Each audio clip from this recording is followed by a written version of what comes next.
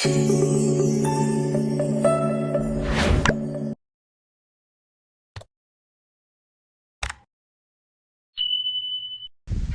guys, nandito tayo sa itaas ng Bulacan.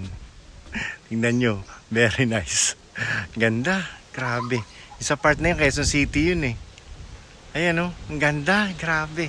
Sa EJ Resort ito, dito sa may DRT. Ang ganda, tapos nandun yung bundok ng Arayat sa Pampanga.